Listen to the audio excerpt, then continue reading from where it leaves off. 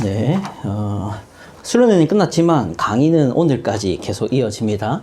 우리가 수련회 때 주제를 뭘로 삼았었죠? 현대사회와 청년 그리스도인이라는 주제였습니다. 그래서 첫 번째 강의의 제목은 세상과 청년 그리스도인이었고요. 두 번째 강의는 현대문화와 그리스도인이었고요. 세 번째 강의가 이제 오늘 하게 되는 제목이 뭐죠? 일과 청년 그리스도입니다. 그리스도라고 되어 있네요. 이거 잘려서 그런가? 아니, 청년 그리스도인입니다. 청년 그리스도가 아니라 청년 그리스도인입니다. 첫 번째 강의를 간략하게 한마디로 말씀드리겠습니다. 세상을 사랑하지 말라였습니다. 여러분이 세상을 대적해라 이것까지는 얘기할 필요 없이 세상을 경계하라까지만 우리가 생각을 하자. 이게 첫 번째 강의였고요. 두 번째 강의는 이제 그 세상이 뭐냐, 도대체 세상이 어떤 곳이냐에 대한 이해를 가지자라고 했습니다. 그래서 그때 현대 문화가 곧 세상이고 그 현대 문화를 우리는 좀 이해하고 있어야 된다. 그리고 그 현대 문화를 무분별하게 받아들이지 않는 게 세상을 사랑하지 않는 것인데, 그럼 구체적으로 뭐가 있을까 했을 때 뭐 얘기했었지? 음악 얘기했었고요. 또 첫 번째가 뭐였더라? 저는 제가 한 강의 다 까먹습니다. 음악 있었고 방송 미디어, 그 다음에 세 번째가 패션에 대해서 얘기를 했죠. 세 가지만 얘기를 했죠. 뭐 사실 얘기할 건 더 많은데 세 가지만 예를 들어 드렸습니다. 그걸 통해서 우리가 깨달은 건 이것입니다. 우리가 미디어든 아니면은 패션이든 아니면은 음악이든 무분별하게 우리가 그것을 받아들이고 있다라는 것을 생각해 보았습니다. 그런 무분별한 수용이 좋은 것인가 했을 때 좋은 것이 당연히 아니고, 여러분이 그리스도인으로서 살아가는 데 있어서 큰 방해물이 된다라고 말씀드렸습니다. 그런 얘기를 제가 드린 연휴에는 우리가 당연히 그리스도인이고 하나님을 믿는 사람일 텐데 왜 이리 능력이 없게 살아가느냐라는 질문을 던졌을 때, 그 모든 문제에는 내가 가짜 신앙인이고 믿음이 없다라고 얘기하기 이전에 우리에게는 우리를 신자답게 살지 못하게 만드는 요인이 있다 해서 세상에 대해서 우리는 경계하자라고 말씀드린 겁니다. 아시겠죠? 자, 그리고 이제 오늘은 특별히 일과 직장에 대해서 얘기를 하려고 하는데, 왜 일과 직장을 특별히 얘기하려고 하냐? 일과 직장이 우리 삶의 전부는 아닙니다. 우리는 아까 말씀드렸듯이 여러 문화들 속에 있죠. 근데 특별히 일과 직장을 마지막 강의의 내용을 넣은 이유가 여러분이 청년이기 때문이죠. 여러분이 청년이 아니라 이제 40살, 50살 황혼이신 분들이라면 저는 직장에 대한 강의를 할 필요는 없습니다. 하지만 여러분은 이제 직장인이 되어야 되고 직장인으로 살고 있는 현재의 그곳에 있는 사람들이죠. 그렇기 때문에 여러분이 가진 그 현재의 그런 속성, 현재성을 분명하게 이제 얘기를 하고 싶어서 일과 직장에 대한 주제를 마지막 강의의 내용으로 삼았습니다. 일과 청년이라는 제목으로 이제 말씀을 나눌 건데, 제가 오늘 가져온 본문은 골로새서 3장 22절부터 4장 1절까지 말씀이었습니다. 여기서 이제 본문에는 두 종류의 사람이 등장하죠. 첫 번째는 종이고 그 다음으로 상전입니다. 그렇죠? 22절에 종에 대한 얘기가 나오고요. 4장 1절에 상전에 대한 얘기 나옵니다. 종과 상전은 밀접한 관계가 있죠. 종이 있기 때문에 상전이 있고 상전이 있기 때문에 종이 있습니다. 그러면서 종들에게도 이렇게 해라 하고 상전에게도 이렇게 하라 하는데, 이것을 통해서 우리는 종과 상전에 대한 이 이야기가 결국 당시 로마 제국의 사회를 축소한 표현과도 같다라고 말씀드리고 싶습니다. 로마 사회는 신분제 사회죠. 철저하게 상전이 있고 종이 있습니다. 그러므로 종과 상전에 대한 이 바울의 교훈은 곧 로마 사회 전반에 대한 교훈이기도 합니다. 특별히 로마 제국에서 사회생활에 관련된 것이죠. 종들이 해야 되는 게 곧 사회생활이고 상전이 해야 되는 게 곧 사회생활이었습니다. 그럼 현대사회는 종과 상전이 있냐? 그렇진 않죠. 다만 현대사회는 종과 상전이 있는 게 아니라 고용인과 피고용인, 다르게 표현하죠. 고용주와 고용인이 있습니다. 그렇습니다. 그러므로 우리는 이 종과 상전에 대한 이 말씀을 통해서 지금 고용주와 고용인의 사회로 돌아가고 있는 현대사회를 말해볼 수 있다라고 생각해서 이 본문을 가져와 봤습니다. 근데 이 하나님의 말씀에서 종들에게 요구하시는 게 있고 상전에게 요구하시는 게 있죠. 이 말씀은 당연히 신자들에게 하는 말입니다. 하나님을 모르는 사람들에게 종은 이렇게 해야 되고 상전은 이렇게 해야 된다 하는 게 아니라 특히 그리스도인들에게 이렇게 하는데, 왜 하나님은 이 말씀을 주시냐면은 원래 그래야 된다라는 얘기를 하고 계시는 것이죠. 그러면 종은 원래 어떻게 해야 되고 상전은 원래 어떻게 해야 되길래 하나님은 이 말씀을 주시느냐? 22절 보겠습니다. 22절 보시면은 이렇게 말씀하십니다. 너희가 상전을 대할 때 어떻게 하랍니까? 주를 두려워하여 성실한 마음으로 하라고 합니다. 그리고 반대로 상전은 어떻게 하랍니까? 26절이죠. 상전들아 의와 공평을 종들에게 베풀지니 너희에게도 하늘에 상전이 계심을 알지어다. 아멘.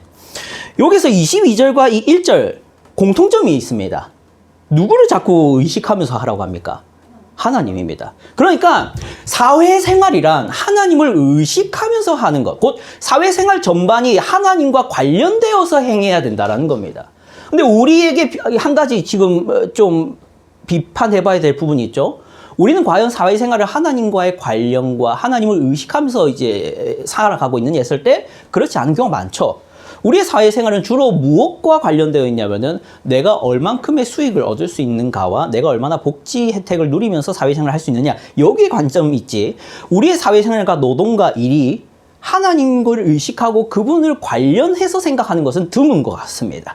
그런 점에서 우리는 비판점을 생각해 볼 필요가 있다는 것이죠. 현대사회는 어떤 사회라고 할 수 있습니까? 자본주의 사회라고 할 수 있겠습니다. 공산주의 사회라 하긴 어려운 이유가 있죠. 왜냐하면은 이 세계 대부분의 국가가 공산주의 국가가 아니라 뭡니까? 자유주의죠. 혹은 자본주의입니다. 그래서 저는 현대사회를 얘기할 때 공산주의를 배경으로 하진 않을 겁니다. 여러분이 살아가고 있는 한국도 뭐는 아니죠? 공산주의는 아니니까. 여러분에게 이게 적용되도록 말하려면 저는 이제 자유주의 사회를 기본 배경으로 해서 말씀을 드리고자 합니다. 그런데 이제 일에 대한 얘기를 이제 논의의 일을 이제 진행하고자 하는데, 그러면은 일에 있어서 일반적인 원리를 한 가지 적용을 해보고자 합니다. 아까 말씀드렸던 대로 우리가 살아가고 있는 이 사회는 자유시장 경제 시스템입니다. 이러한 자유시장 경제에서 우리는 경제활동을 하든 봉사활동을 하든 여러분의 활동들이 하나님을 의식하면서 하도록 해주셨으면 좋겠습니다. 하나님을 관련해서 노동과 일을 생각하며 살아가셨으면 좋겠습니다. 그게 오늘 말씀의 요지입니다. 여러분이 이제 취직을 하든 아니면은 직장에서 생활을 하든 자신을 자랑하거나 돈을 자랑하거나 하는 목적으로만 여러분의 노동이, 여러분의 일이 사용되지 않도록 하십시오 라는 말입니다. 여러분이 돈을 벌 거 아닙니까 앞으로? 그렇죠? 재정도 관리할 거고 그리고 재테크도 할 수 있습니다. 그런데 이제 그런 재테크 생활이든 재정 관리든 돈을 버는 것이든 그것이 세상 사람들처럼 이루어지지는 않아야 하겠습니다. 그래서 오늘 말씀의 교훈대로 하나님과 관련되어서 어떻게 하면 생각해 볼 수 있는가, 그것이 오늘의 말씀의 내용이 될 것 같습니다. 자, 그러면은 이제 강의 진행에 있어서 한 가지 설명드리고자, 여러분 강의안 가지고 계시죠? 강의안 가지고 계시죠? 이제 강의안 보시면 이제 개요를 좀 말씀드리고자 합니다. 방금 서론을 말씀드렸습니다. 서론. 모든 노동이 하나님과 관련되어서 생각될 줄 알아야 된다. 이게 첫 번째 서론이었고요. 이제 첫 번째로 여러분에게 말씀드릴 것은 성경적 세계관에 근거한 노동관을 말씀드릴 겁니다. 노동관, 노동, 일, 이게 성경적으로 어떻게 바라봐야 되냐, 그것이 첫 번째 내용입니다. 그 세상 사람들이야 인류의 역사를 어떻게 구분하죠?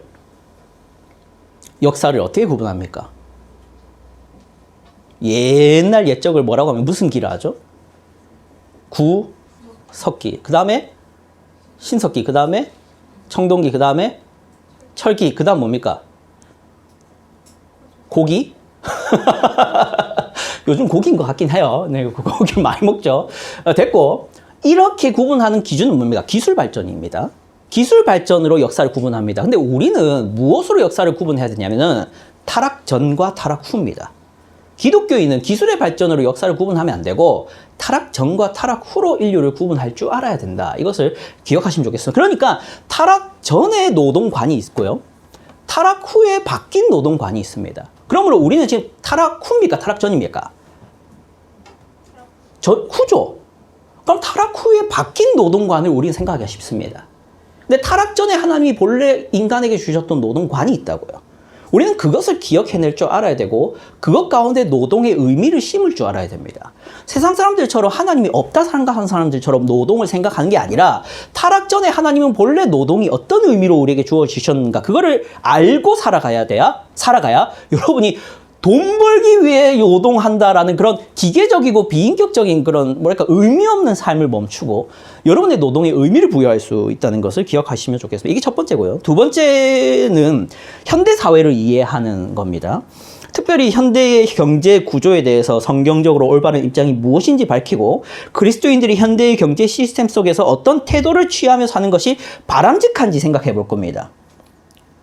그러면서 이제 여러분에게 어떤 그 유혹이 다가오고 반대로 어떤 기회가 또 주어지고 있는지 이 사회에서 여러분에게 그 얘기를 드릴 겁니다. 세 번째로는 그리스도인들이 이제 직장을 구할 때든 직장을 구한 이후에든 가질 수 있는 질문에 대해서 생각해 보고자 합니다. 그게 세 번째입니다. 뒤에 페이지에 있죠. 뒷페이지에.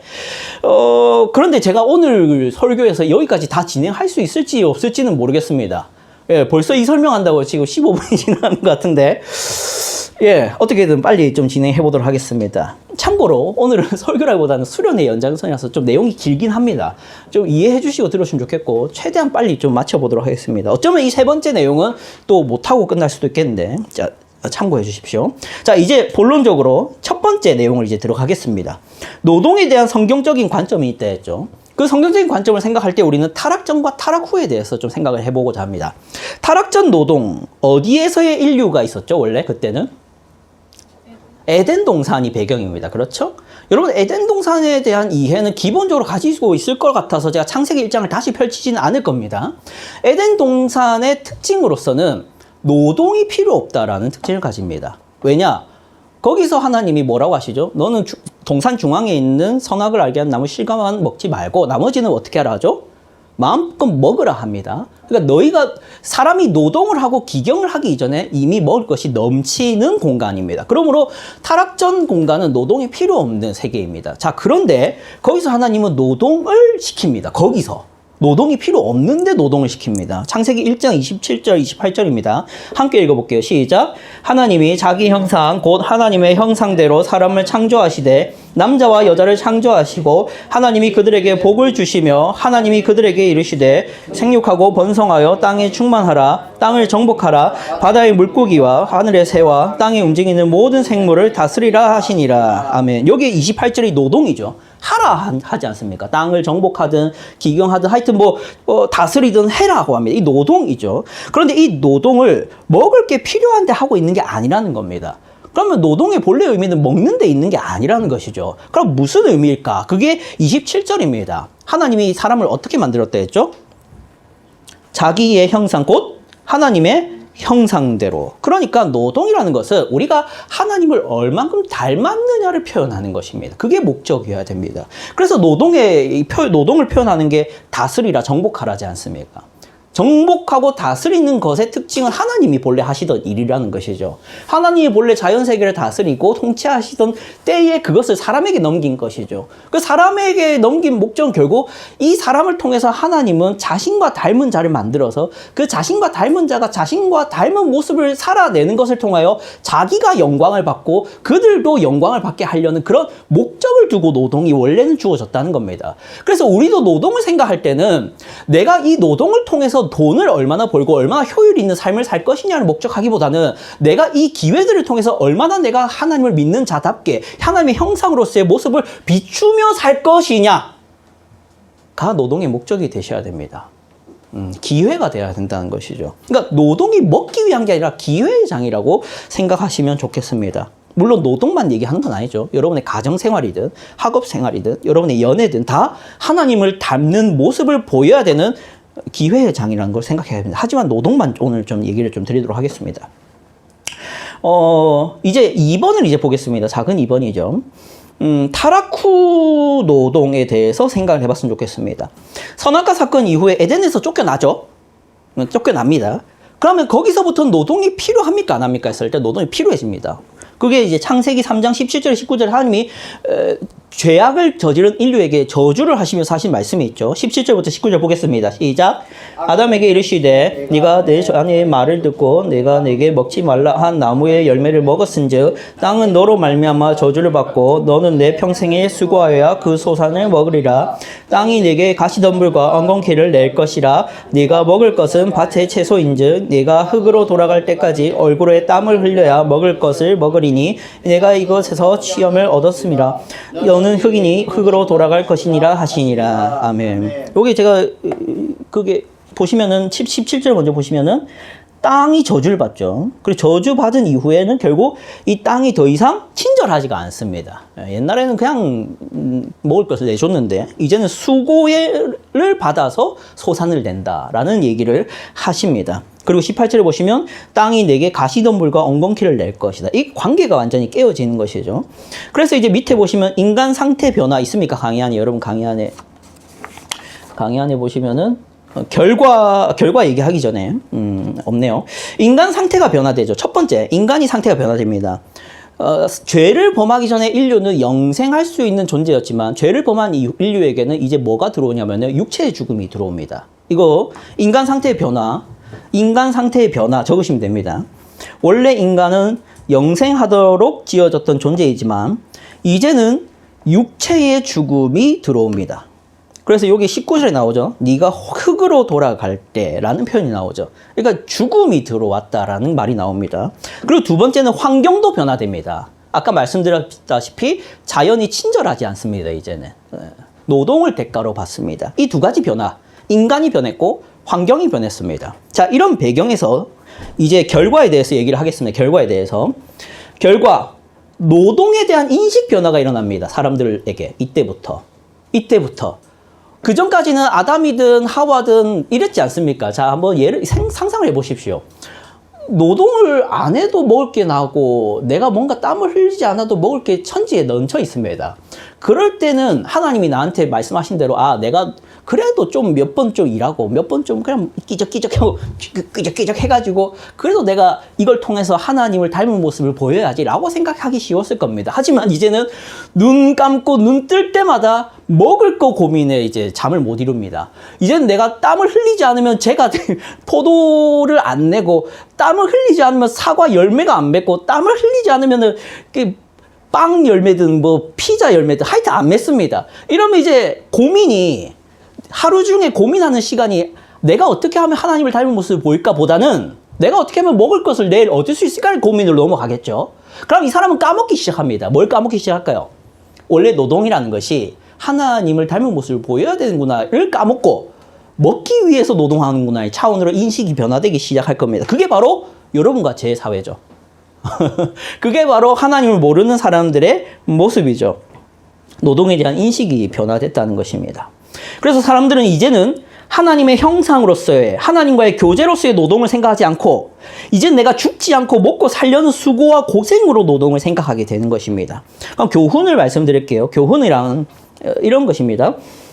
우리는 노동을 하나님의 형상을 드러내고 우리 하나님을 영화롭게 하는 도구로 생각할 줄 알아야 됩니다. 이게 간단한 교훈입니다. 여기까지 이제 성경적인 세계관에 근거한 노동에 대해서 좀 생각해 보았습니다. 자, 이제는 2번이죠. 현대사회의 경제와 성경적 태도에 대해서 생각해 보고자 합니다. 당연히 자유시장 경제를 토대로 하고 있고 자본주의 사회를 배경으로 얘기를 좀 여러 가지 요소를 말씀드리겠습니다. 첫 번째로 자본주의 사회에서는 소유권이 있습니까? 없습니까? 있습니다. 그거를 법적으로 뭐라 하죠? 사유재산제입니다. 그래서 우리는 서로의 재산을 존중해야 됩니까? 안 해야 됩니까?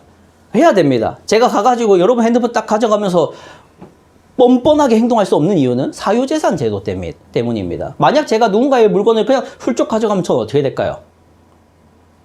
경찰에 들어갑니다. 진짜 들어갑니다. 그게 근거가 사유재산 제도 때문이죠. 사유재산 제도가 만약 없다면 제가 여러분의 물건을 훔쳐간다. 여러분 저는 고소를 할 수가 없습니다. 도둑질이 아니기 때문이죠.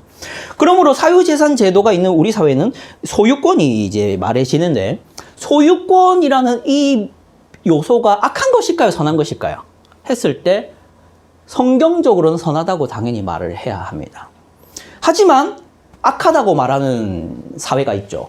어느 사회에서는 사유재산 제도가 악일까요? 공산주의에서는 악입니다.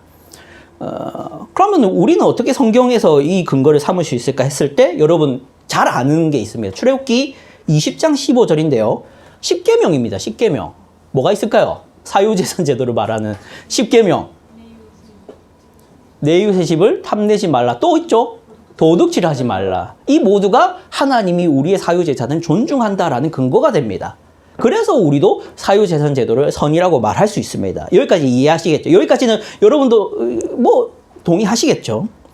자, 그런데 소유권에 존재하는 죄와 유혹이 없느냐? 있습니다. 소유권 자체가 선이지만, 소유권 자체가 악은 아니지만 거기에는 죄와 유혹이 있습니다. 어떤 유혹이 있느냐? 하나님께서 도둑질 하지 말라고 말씀하신 게 맞습니까? 아닙니까?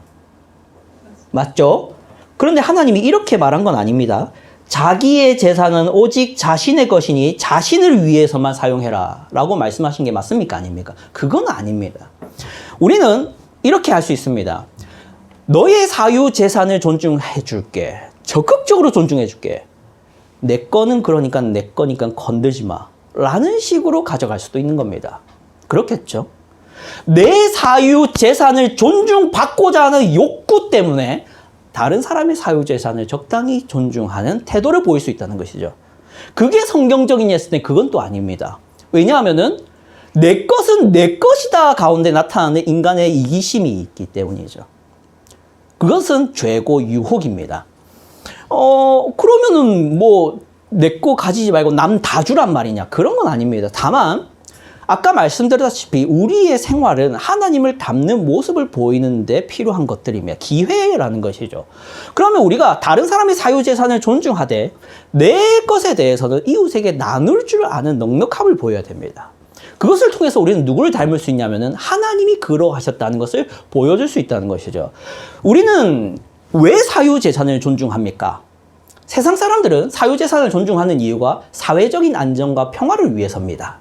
하지만 그리스도인들이 사유재산을 존중하는 이유는 저 사람의 것은 하나님이 저 사람에게 주신 것이고 나의 것은 하나님이 나에게 주신 것이고 그리고 우리 부모님의 것은 우리 부모님에게 하나님이 주신 것이기 때문에 존중하는 것이지 평화나 안전을 위해서만 사유재산을 존중하는 게 아닙니다.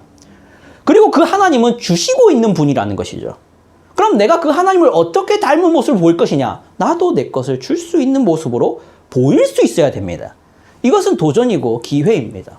여러분이 누군가에게 여러분의 소유권을 잠시간 포기하는 모습들을 통해서 여러분은 하나님을 닮은 모습을 보일 수 있고 여러분이 영적으로 성숙하다는 것을 나타낼 수 있다는 것이죠.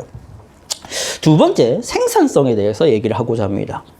생산성이란 하나님이 주신 환경과 재료를 통해서 뭔가를 생산해내는 것이 특별히 효율적으로 발전적으로 생산하는 노력들을 말합니다. 그렇죠? 그래서 현대사회에서 여러분이 그 이윤을 추구하려면 당연히 생산성이 있어야 됩니다.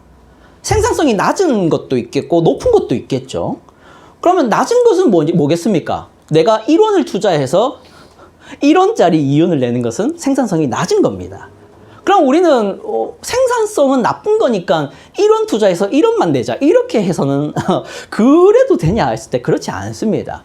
생산성을 높이는 것은 하나님이 주신 자연을 잘 사용하는 아주 적극적인 태도입니다. 이렇게 생각해보죠. 하나님이 우리에게 자연을 주시고 환경을 주셨습니다. 근데 우리는 그걸 적극적으로 비효율적으로 쓰고 적극적으로 1원 통해서 1원만 남기는 모습을 보이는 것이 선한 것이겠습니까? 그렇지 않습니다. 우리는 하나님이 주신 걸 통해서 더 아름다운 것, 더 가치 있는 것을 만들어내는 삶이 필요합니다. 그러므로 우리는 생산성 자체에 대해서 악이라 말하거나 그것을 안 좋게 말하는 것은 바람직하지 않습니다. 여러분도 아시다시피 성막과 성전은 보석 세공사와 건물을 건축할 수 있는 사람의 기술로 만들어집니다. 그러므로 기술을 발전시키고 생산성을 높이는 것은 나쁜 게 아닌 것이죠. 다만 문제는 어디에 있겠습니까? 문제는 죄와 유혹인데요. 2번. 생산성과 관련해서 우리가 주의해야 할 점이 있다면 우리는 아무 것이나 생산성을 높이려는 무분별함을 보일 수 있습니다. 예를 들어 보죠. 우리 사회를 발전시키고 누군가에게 먹을 것을 더 만들어내는 생산성이 나쁜 것입니까? 그렇지 않습니다. 하지만 마약을 더 잘 재배할 수 있는 기술을 발전시키고 술과 담배를 더 효과적으로 중독적인 상태로 만들어 놓는 그런 것의 생산성을 높이고 사람들을 더 중독적인 삶을 만들고 게으르게 만들 만한 미디어와 게임을 만들어내는데 생산성을 높이는 것은 바람직하겠습니까?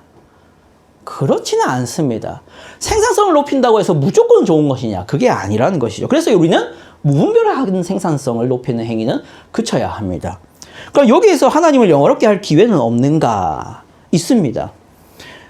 내 이웃과 내가 사랑하는 사람들까지 책임질 수 있는 생산성을 높이는 삶이 필요합니다. 그러니까 내가 먹을 거 하루 챙겨 먹을 수 있는 정도의 노동력과 생산성을 그대로 유지하려고 하지 말고 나뿐만 아니라 내 가족과 내 이웃과 이 사회도 다 먹고 살 만한 생산성 효율을 높이는 태도를 살 필요도 있습니다. 여러분이 적극적으로 기술을 발전시키고 회사에 들어가서 뭐 노동을 하고 할 때 의미를 못 찾을 수 있습니다. 그런데 이렇게 생각해 보십시오. 여러분이 발전시킨 기술과 여러분이 하는 효율적인 노동들이 이웃이 더 많이 먹을 수 있고 나를 포함한 다른 사람이 굶지 않을 수 있는 길이 된다면은 그것이 의미를 가지기 시작할 겁니다. 누군가를 더 악하게 만들고 중독적인 삶을 만드는데 생산성을 높인 게 아니라 누군가의 복지를 높이고 누군가를 더 먹을 것이 생기도록 만드는, 나뿐만 아니라 누군가도 살릴 수 있는 그러한 노동 생산력을 높이는 것은 바람직한 것이라는 것을 기억해 주십시오. 이런 사람들이 있습니다. 이거 아까 얘기했어야 했는데 그 불로소득이라는 것에 대해서 문제를 지적하는 분들이 있습니다. 불로소득은 악이다 하는 분들이 들어본 적 있습니까? 불로소득이 뭔지는 아시죠? 노동 없이 소득을 누리는 것은 악한 것이다. 근면성실함을 강조하기 위해서 그런 말들을 하는데 정말로 그럼 불로소득이 무조건 악이냐 했을 때 그렇지는 않습니다. 만약에 여러분이 불로소득이 악이라고 동의한다면 여러분은 효율을 높이거나 생산성을 높이는 삶을 살면 안 됩니다. 여러분이 더 노력하고 더 고생해서 10원 정도 버는 삶을 살아야겠죠. 여러분이 효과적이고 효율적인 투자나 이런 걸 해서는 안 되게 됩니다. 가장 대표적으로 악이 뭐가 될까요? 주식 투자 악이 될 겁니다. 대출 악이 될 겁니다. 그렇죠? 노동이 없으니까 얻는 거잖아요. 노동 없이 얻는 거예요. 그러면 사업도 나쁜 게 됩니다. 자, 여러분. 불로소득 자체가 악이 아닙니다. 불로소득이 악이라고 보통 말해질 때는 이런 것들 때문인데 거기 안에는 불법과 불의가 있을 수 있습니다. 또 누군가는 피해보고 누군가는 손해를 보는 문제가 있을 수 있습니다. 내가 일을 안 하고 있으니까. 근데 이득은 없고 있어요. 누군가 손해를 보겠죠. 대표적으로 내가 고용인이면 고용주가 손해를 보고 있겠죠. 왜냐면 나는 일 안 하고 이렇게 점심시간 3시간 아니다. 3시간 아니지. 점심시간 2시간. 이렇게 합시다. 정확하게 하죠. 아침에 출근합니다. 9시에 출근합니다. 아침에 출근해갖고 정신이 못 차립니다. 갖고 뭐 이 정도로 컴퓨터 멍하니 보고 있습니다. 근데 아무도 감시 안 합니다. 오, 아주 좋아. 아주 좋은 직장. 아무도 감시 안 합니다. 이따가 한 11시쯤 됩니다. 그러면 이제 부장님이 밥 뭐 먹을래? 하면 밥 찾겠습니다. 밥 찾는다. 1시간 씁니다. 그러니까 12시 딱 나갑니다. 12시부터 2시간 동안 밥 먹습니다. 밥 먹고 들어왔습니다. 담배 피워야 된다고 나갑니다. 잠깐 커피 마시러 자고 나갑니다. 1시간 씁니다. 그럼 몇 시죠? 몇 시죠? 3시입니다. 이 3시부터 몇 시간 일하면 됩니까? 2시간이나 3시간만 일하면 됩니다. 자, 그럼 고용주 입장에서는 8시간 계약했는데 이 사람은 3시간 일하고 8시간만 돈을 받아가겠죠. 그건 나쁜 것이죠. 왜냐하면 고용주가 손해를 보는 것이지 않습니까? 그렇죠? 그러므로 불로소득엔 그런 문제가 있습니다. 다만 그럼 불로소득 자체가 악이냐 했을 때 그건 아니라는 것이죠. 여러분이 일을 덜하고 노동을 덜하고 수고를 더하고 고생을 덜하고 먹을 것이 생기고 하는 것은 선한 것입니다. 왜? 그것은 에덴 동산에서 그렇잖아요. 에덴 동산에서 그렇죠. 그들이 먹을 거 고생 안 하면서, 고민 안 하면서 먹을 걸 다 얻었으면 그건 에덴 동산으로서의 회복입니다. 문제는 그 과정이 불법이냐, 의로우냐는 차이가 있겠죠. 여러분이 생산성을 높이는 것 자체가 문제는 아니라는 것을 기억해 주시면 좋겠습니다. 자, 3번 넘어가겠습니다. 제가 말이 좀 빠르죠. 벌써 50분이라서 그렇습니다.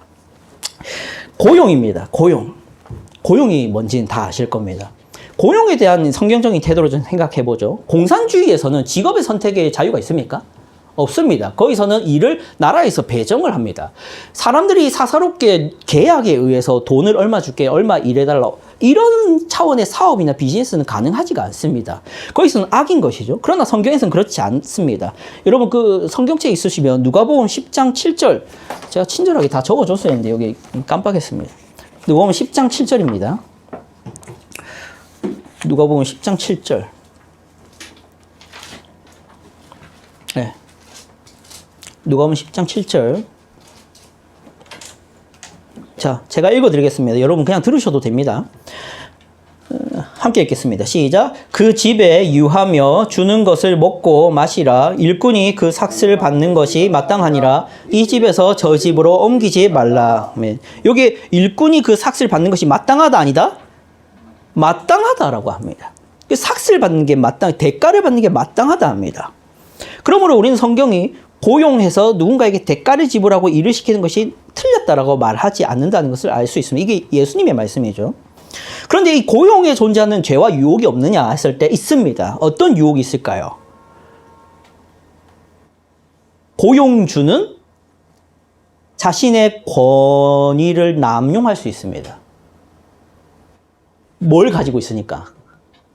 뭘 가지고 있으니까? 고용주는 돈을 가지고 있었죠. 그것으로 고용인을 괴롭힐 수 있다는 겁니다. 분명히 고용주와 고용인 사이에는 뭐가 존재하죠? 계약서가 존재합니다. 그렇죠? 근데 그 계약서란 진실이 필요하고 약속의 신실함이 필요합니다. 근데 그거를 제대로 이행하느냐의 문제는 다른 문제죠. 근데 고용주는 그것을 제대로 이행하고 싶은 마음이 별로 없습니다. 오히려 깎으면 깎지 무슨 뭐 제대로 주고 싶겠습니까? 그런 유혹이 고용주에게는 있을 수 있죠. 그럼 반대로 고용인에게는 문제가 없겠습니까? 했을 때 문제가 있습니다. 윗사람에 대한 뭐가 있죠? 불평, 불만, 시기심, 반항, 부정직함, 아까 말했던 부정직함, 그런 게 나타날 수 있는 것이죠. 분명히 계약을 통해서 얼마 일하겠다고 했는데 그거를 대충 할 수 있는 것이죠. 눈가림을 통해서. 그런 식의 죄와 유혹이 있다라는 것을 생각해 보면 좋겠습니다. 3번입니다. 이 잘못되어 있는데 고용에 존재하는 하나님을 영화롭게 할 기회. 고용 문화에 죄의 유혹만 있냐 하면 그렇진 않습니다. 하나님을 영화롭게 할 기회가 존재하는데요. 고용주는 고용인에게 약속을 신실하게 이행함으로 신실함을 보일 수 있습니다. 여러분 중에 나중에 고용주가 될 사람이 혹 있잖아요. 난 나중에 누구 밑에 있기 싫다. 나는 사업할 거다. 할 사람이 있잖아, 승민아. 승민이 사업가 할 생각 있어, 없어? 없어? 예진이는? 사장님 될 생각 있어, 없어? 별로 없어. 사장님 될 생각 있는 사람 없어요? 승주? 없어? 영원히 고용인으로 살 거야? 충현이는? 아, 있어? 진짜? 나중에 고용주 되겠네? 그러니까 고용주가 되면, 혹시나 되면, 계약대로 이행을 잘 해줄 필요가 있어. 신자로서. 그럼으로써, 그렇게 하지 않아도 될 때, 그렇게 했을 때, 우리는 세상과 다름을 보일 수 있다라는 것을 생각해 보면 좋겠습니다. 두 번째로 고용인에 대해서도 생각해 볼 것이 있습니다. 고용인은 계약서대로 열심히 성실하게 일해주는 것으로 보일 수 있습니다. 그렇게 눈가림하고 숨을 수도 있는 상황에서도 그거를 그렇게 하지 않고 고용주와 계약을 충실히 지키는 것. 그것을 통해서 우리는 하나님을 닮은 모습을 보일 수도 있다라고 생각하면 좋겠어요. 자, 이제 4번 보겠습니다. 4번 제목 뭡니까? 상거래. 상거래. 상거래에 대한 이제 성경적 태도를 좀 생각해 보겠습니다. 상거래가 뭔지는 아시죠? 이것도 레위기서 25장 14절을 읽어야 되는데 제가 읽어 드리겠습니다.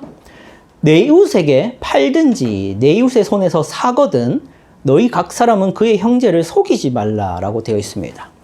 상거래는 내가 가진 물건을 파는 것이기도 하고 누군가의 물건을 사는 것을 말합니다. 그럼 이것을 통해서 우리는 서로에게 어떤 유익을 줄 수 있냐면은 이 사람에게 필요한 것을 내가 주고 그 사람에게 내한테 필요한 걸 그 사람에게 사는 것을 통해서 서로의 복지, 서로의 필요를 채워줄 수 있는 아주 선한 것입니다. 그거를 그러므로 상거래가 악하다라고 말하지 않는 것이죠. 그런데 이런 문제가 있죠. 상거래에는 어떤 죄와 유혹이 있을 수 있냐면은 한편이 일방적으로 많은 이득을 가지려고 할 수 있습니다. 내가 뭔가를 판매할 때 내가 판매하는 것에서 내가 더 많은 이득을 가지고 상대방에게 더 많은 손해를 끼치려고 노력하거나 반대로 내가 누군가의 물건을 살 때 내가 더 싸게 더 저렴하게 사는 것으로 그 사람의 노동을 훼손하는 그러한 행위를 할 수 있다는 것이죠. 이것을 통해서 우리가 하나님을 영화롭게 할 기회가 없느냐 했을 때 있습니다. 어떤 것이냐면은 예를 들어 드릴게요. 이렇게 꼭 하라는 건 아닌데 여러분이 한번 생각해 보십시오. 상거래를 기계적으로 하지 않아야 됩니다. 기계적으로. 얼마라고 책정되어 있으니까 난 그 얼마만을 주고 받을 거야. 이런 어떤 수동적인 태도보다는 적극적으로 생각을 하면서 노동에 대해서 생각을 해주면 좋겠는데 예를 들어 드릴게요. 택시를 타고 내리면서 우리가 생각을 해야 됩니다. 택시 기사분이 너무 고생하시고 너무 수고해 주시고 너무 친절했다면 잔돈을 안 받고 내려보는 겁니다. 200원이든 300원이든. 반대로 우리가 누군가에게 나의 서비스를 제공하고 물건을 줄 때 여기에 하자가 있고 문제가 있다면 돈을 덜 받는 겁니다. 근데 우리는 보통 그러지 않죠. 반대로 합니다. 가장 대표적으로 그런 문제가 많이 일어나는 곳이 당근이죠. 제가 참 많이 속았는데요. 최근에는 안전의자를 샀습니다. 안전의자. 이게 앉아서 이렇게 하는 의자. 그게 이제 그 쿠팡에서는 2만 원 정도에 팔고 있더라고요. 근데 당근에 3,000원에 올라온 거예요. 3,000원에. 우와 해가지고 이제 가져왔습니다. 가져와서 딱 한 번 앉았는데 그대로 망가졌습니다. 그러니까 원래 망가져 있었던 건지 잘 모르겠습니다. 근데 만약 이게 원래 망가져 있는데 그거를 잠시 세워놓고 이제 나한테 보여줄 때 슬그머니 이렇게 세워놓고 살건히 보여줬다가 조금만 무거운 사람 앉으면 망가지는 상태로 팔았다면은 그 사람은 저를 속인 겁니다. 그 사람은 본인이 이것이 하자가 있다는 걸 알면서도 자신의 이득을 위해서 저한테 속인 것이죠. 이런 경우도 있었습니다. 또 한 번 당근에서 또 속았는데요. 자주 속습니다. 그 자전거를 샀습니다. 자전거를. 이게 새벽기도 오려고. 5분이면 이제 자전거 타면 오거든요. 자전거를 샀습니다. 자전거를 샀는데 저게 이제 양정역 지나서 저게 어디고 교대역 근처에서 거래를 했는데 어떤 할아버지가 이제 자전거를 끌고 오더라고요. 근데 여기 자전거가 겉으로 보기엔 너무 멀쩡해 보여서 오 괜찮네 하고 샀습니다. 그런데 이제 집에 끌고 가는데 슬그머니 보니까 기어가 안 돌아가더라고요. 내가 바본데 기어가 이게 안 돌아갑니다. 그리고 힘줘서 이렇게 했다가 바가닥 사자마자 부서졌습니다. 그리고 이제 그래서 어떡합니까? 고쳐야 되지 않습니까? 그래서 이게 그 어디고 국제식품 앞에 삼천리 자전거라고 있어요. 알아요? 삼천리 자전거? 거기에 끌고 가고 기어 고쳐주세요 하니까 이거 어제 왔던 건데 이러더라고 사장님이. 어제 이거 왔던 건데 에? 하니까 어제 이거 내일 판다고 락카칠했잖아. 그러니까 엄청 작은 거를 당근에 그럴싸하게 올리려고 락카칠을 은색으로 이렇게 한 거야. 근데 문제가 뭐냐면 락카칠이 이게 브레이크에도 들어간 거예요. 그래서 제 자전거는 브레이크를 밟으면 끼끼끼 새벽에 나올 때마다 아파트 주민들에게 너무 죄송한데 제가 이 얘기를 하는 게 웃기려고 하는 게 아니라 이런 식으로 우리는 상거래를 통해서 극단적으로 이유를 추구하려는 욕구 때문에 상대방의 피해나 상대방의 불이익은 생각도 안 하고 거래하는 삶을 살 수 있습니다. 그것이 바람직하냐 했을 때 그렇지 않습니다. 하나님 우리에게 상거래를 허락해 주신 이유는 서로에게 필요한 것을 향상시키는 목적에서 주는 것이지 일방적으로 누구는 부유하게 되고 누구는 가난하게 되라고 주신 게 아닙니다. 그런데 우리는 우리의 이윤 추구와 이기성 때문에 나만 잘 되고 상대방은 불이익을 보는 그러한 행동을 할 수 있다는 것이죠. 그렇게 해서는 안 됩니다. 여러분이 생각을 하면서 상거래를 하십시오. 이런 사람들이 있죠. 손에 성경책 끼고 딱 봐도 장로님이고 권사님인데 어디 밥 먹으러 가가지고는 악착같이 돈을 아끼려고 어떻게든 돈을 깎으려고 이제 아이고 이거 얼마 안 할 것 같은데 더 싸게 달라고. 그 사람은 2만 원 3만 원의 노동을 가지고 이렇게 가져온 건데 만 원 정말 별로입니다. 장로님 이런 사람도 있습니다. 어디 가서 서비스를 받을 때도 그렇습니다. 충분한 서비스고 내가 지금 지불하는 가격에 마땅한 서비스인데도 과한 서비스를 요구하는 것이죠. 내 신발 좀 닦아봐 이러거나 내 그 뭐지 내 이거 하시면 좀 그런데 하여튼 가서 그 배달 오는 김에 그 밑에서 담배 한 2갑 정도 사와라고 그 주문 요청 사항에 적어서 이제 배민 주문한다거나 말도 안 되는 그런 이상한 짓거리를 하는 그리스도인들이 있습니다. 그래서는 안 되죠. 제가 이런 류의 다른 상황을 겪어봐서 압니다. 예, 넘어가죠. 소유 불균형 좀 얘기 드리겠습니다. 소유 불균형. 소유 불균형 까지만 말씀드릴까요? 어떻게든 해보겠습니다. 뒤에는 안 할게요. 소유 불균형 빨리 하겠습니다. 소유 불균형에 대한 성경적 태도가 있습니다. 우리는 다 소유가 불균형하죠. 그런데 이제 이것을 악으로 여기는 사상이 있습니다. 이것도 역시 어느 사상이죠? 공산주의에서는 소유의 불균형을 인정하지 않습니다. 근데 자기들은 다 소유가 불균형하죠. 성경이 공산주의를 지지한다는 주장이 틀린 이유가 있는데 그것이 이제 사도행전 4장 32절에 나오는데 그냥 말씀드리겠습니다. 성경에 보시면 이제 초대교회가 자신의 재산을 다 나누고 다 서로 공유했다고 하니까 성경이 공산주의를 지지한다라고 말을 하는 분들이 있는데 사실 그렇지는 않습니다. 공산주의는 그 소유를 뺏어서 나누는 거지 자발적으로 주는 게 아니거든요. 초대교회는 자발적으로 은혜 받아서 나누는 것입니다. 그게 강제로 그러는 게 아니고요. 그리고 두 번째로 자발적으로 나누면서도 자기 사유재산 또 따로 있었습니다. 그들은 사유재산도 있고 나누기도 하는 것이죠. 그것이 이제 공산주의를 지지하지 않는다는 근거고요. 자, 그러면 이 성경적 태도로 우리가 봤을 때 우리는 소유의 불균형이라는 것이 하나님이 허락하신 거고 하나님께서 그것을 당연시 여기고 있다는 걸 통해서 우리는 소유의 불균형을 악하다고 말하면 안 됩니다. 그런데 이제 여기에 죄와 유혹이 있는데 첫 번째는 이것입니다. 많이 가진 사람 있죠. 많이 가진 사람. 많이 가진 사람. 그 사람들은 이러한 죄와 유혹에 빠질 수 있는데 내가 많이 가졌으니까 나는 누군가를 무시해도 돼라는 교만이 나타날 수 있습니다. 또 내가 가진 이 모든 재물을 통해서 나는 안전할 거야 라는 차원의 그런 태도를 보일 수도 있는 것이죠. 반대로 많이 안 가진 사람은 어떤 죄와 유혹이 나타날 수 있냐면은 많이 가진 사람에 대해서 시기하고 질투할 수 있습니다. 그리고 자신이 적게 가졌다는 것에 한탄하면서 마음대로 그냥 편하게 그냥 무책임하게 살아갈 수도 있는 것이죠. 그리스도인들이 그러면 안 됩니다. 우리는 이 소유의 불균형을 하나님이 허락하신 것이고 하나님이 내가 조금 가지도록 하심으로 말미암아 나에게 그것을 통해서 나타내 보이라는 열매들이 있다는 것을 기억해야 됩니다. 저는 솔직히 저는 이게 명확하게 말해서 제 삶이 가난했다고 분명히 확신합니다. 저는 그렇게 부유한 삶을 살진 않았습니다. 그런 가난한 삶을, 저는 사채 빚에 쫓겨 다녔거든요. 저희 부모님이랑 같이 어릴 때부터.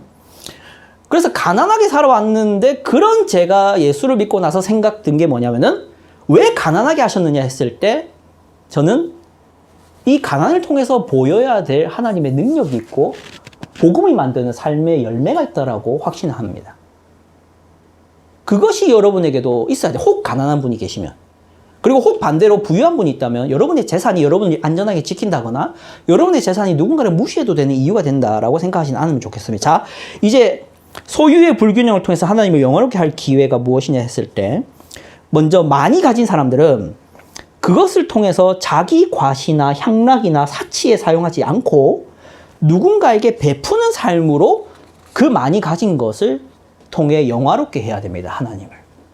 그럴 수 있습니다. 그런 기회입니다.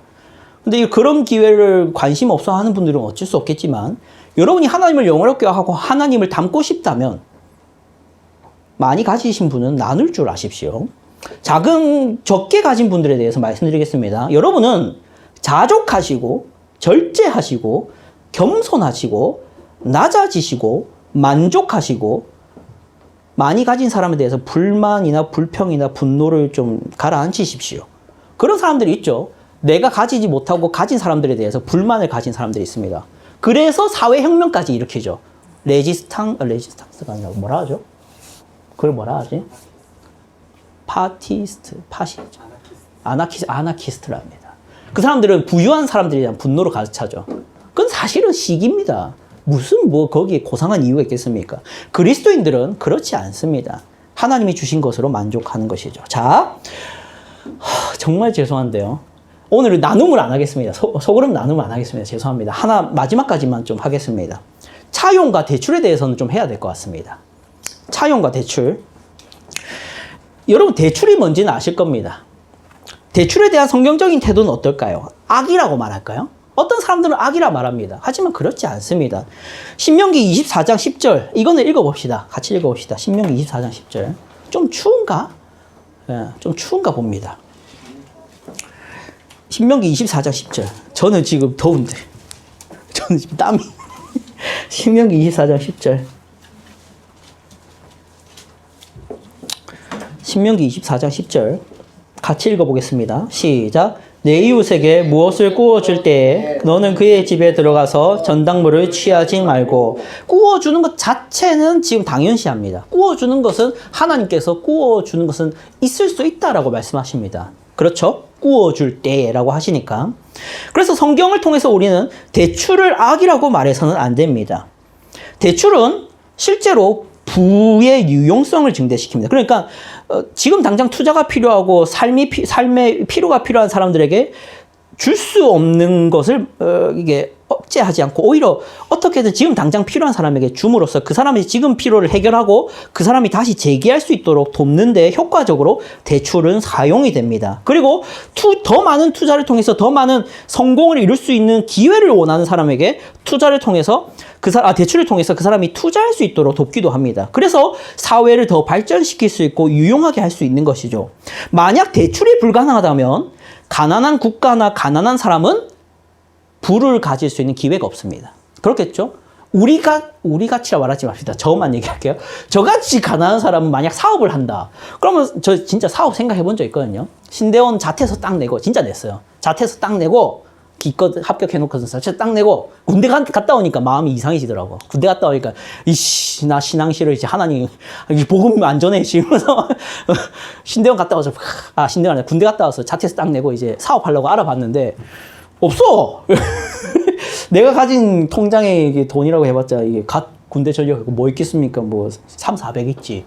그 군적금 해가지고 이제 이게 적금 깨면 한 3,400 있는데 그걸로 이제 사업 알아보려니까 이제 어디 뭐 월세 알아보는 것만 이게 장소가 필요하니까 월세 알아보는 것만 해도 한 5평인가 7평짜리 그것만 해도 이제 계약금이 500만 원, 600만 원이니까 내가 어떻게 하냐고.